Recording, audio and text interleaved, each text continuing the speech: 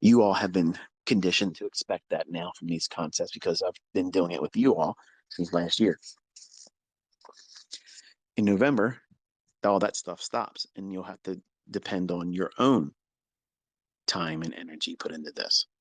But by then, you'll know what you're supposed to be doing. You'll know what to go in and practice your drills with. And I practice still. I know how to do this, but I still practice. I take myself into events like non-farm payroll and I study where do I think that the liquidity is for this.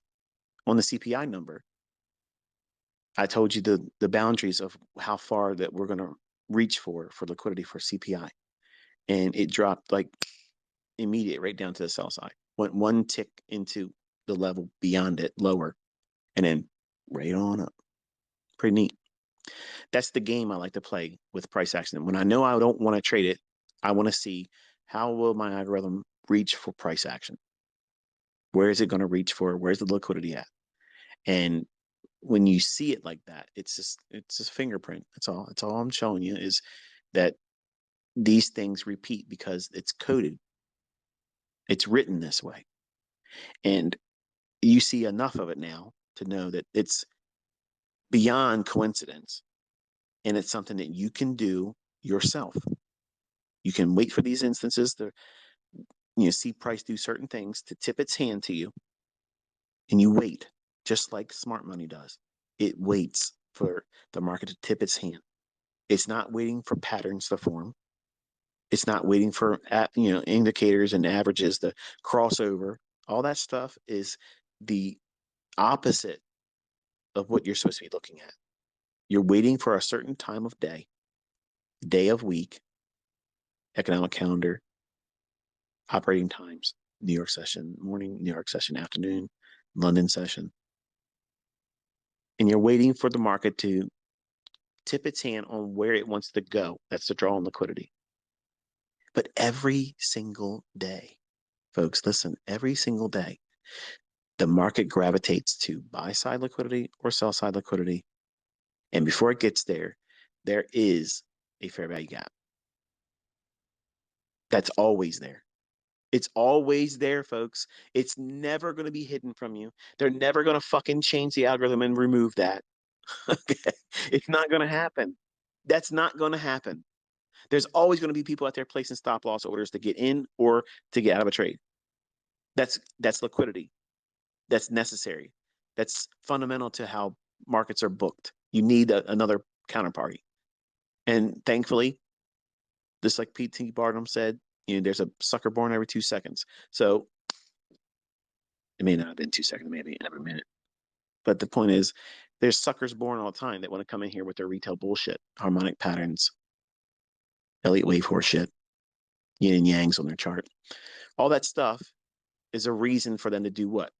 Push a button. That's the instigation, the cause for them to do it. And the effect of that result sometimes is lacking. You have been conditioned to anticipate precision. That's where your pursuit is. You're not trying to be someone that pursues being right. Because at some point, being right is going to no longer be enough.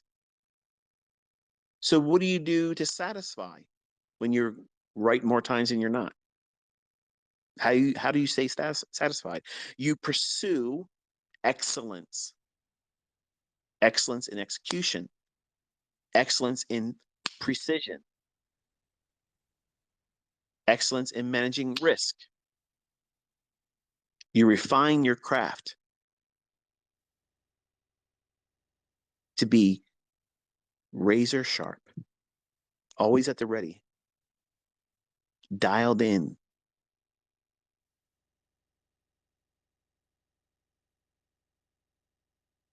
That is the pursuit. That is not, I gotta be right.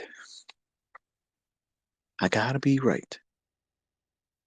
When you do everything correctly through your model, the output that you get from that will be easily referred to in hindsight as you did that right.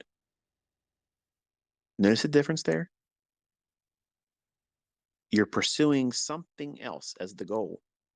But by doing that, you get what it is that you're trying to do initially as a new trader given to you. You get it as the result. But your pursuit is not to be right. Your pursuit is to follow the model, the logic, the plan, price action, studying what it is that you're doing, and waiting for any kind of input through your watching of price or the experience factor that the analyst is going to come welling up inside of you, speaking to you through your conscience, saying, okay, we're in troubled waters. Okay, I'm feeling a little disoriented right now.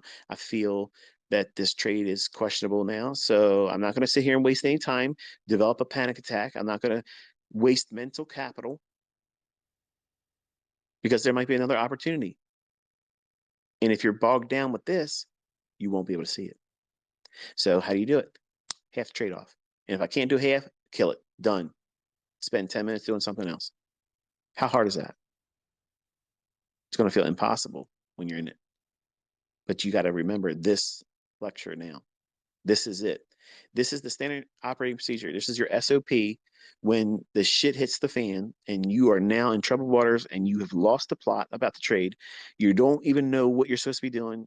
The stop loss is a problem. The target's a problem. Holding is a problem. You don't want to get out. You don't know what to do. You're like a sailboat out in the ocean with no rudder, wherever the wind takes you. And that could be scary. And it's justified for you if you lose sight of what it is you're doing and you're disoriented for you to feel that way. So the way you gain control, remove risk, half the position taken off, and leave the charts minimum 10 minutes. And I promise you, you'll be able to walk back with a fresh perspective and you're not going to be disoriented. And you might see something in the chart that says, you know what? Everything's okay. And if you get another fair value gap or something else that gets you in to add another partial, you can put back on the part that you just took off. Now, see what I just walked you through? I walked you through how to manage yourself psychologically and emotionally in a time when you will experience this with real money. I promise you, you trade long enough, you're going to have this occur in your trades. The problem is if you have it frequently occurring or manifesting, you are over leveraging. That's the clearest indication that you're using too much size. If it's hard for you to hold a trade and you're questioning whether you should get out, that is always a factor with over leveraging. So dial it back, go down one size less. And if you still feel that way, go down one size less until you find that sweet spot. In that sweet spot where you put a trade on, you don't care. It might be 2 contracts for ES, it might be just one. And you can build a career on just that. You don't need to build it bigger than that. But once you understand how to pyramid, you can start with one contract. And every time it gives you a opportunity to enter, but not so close to your original entry that it's makes it difficult, you can, like for instance, say you want to sell short the ES. You sell short at 4,000, hypothetically, and it drops down, it pulls back into a fair value gap that's still bearish at 39.96. Okay, you can sell short one more there. It breaks down, goes into 87, comes back up to 90 into a fair value gap or a bearish breaker. You can add one more there. You're still trading one contract, but every one of these new pyramid entries is a trade in and of itself. And you gradually build up that way, but you're still a one contract trader. You're just adding more incrementally, one contract at a time. That's called pillaring, where you're just adding one to the original position, one, whereas a pyramid is you put your biggest position on first, reduce it, your next entry would be on that, and then reduce that size and then take the next trade. That's a pyramid. That's how you see me do 6 contracts, 3 contracts, 1, and I'm at 10 lot. That's like my bread and butter go to. That's the thing I'm reaching for. That's why 99% of the trade executions you see me doing that. Is it advantageous to do it any other way? It's just something that's just me. I can do less, I can do more. It's just I like to have 500 hours per point, and 10 contracts on mini will get you there. But you can go in scaling in with 6, 3, and then 1. And every time I'm adding less while there's profit behind that one. So even if it moves against me, it's not a huge compounded loss. And to understand what I'm saying is if you just go look at my examples I have on Twitter and the few I have on my YouTube channel, when I'm showing you pyramided position building,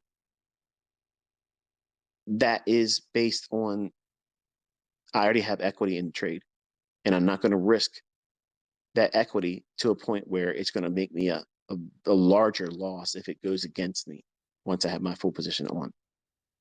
But you'll learn all that stuff. We'll be doing all that stuff in the summertime, teaching you how to build pyramids and scaling in and stuff like that. But I'm not sure where I got this idea. It kind of like was on a whim tonight to talk about all this, and I hope it was helpful to you. You know, maybe if not anything else, maybe it was a little bit entertaining.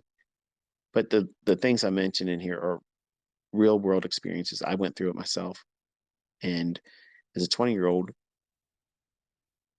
you tend to think that you know everything when you don't know shit.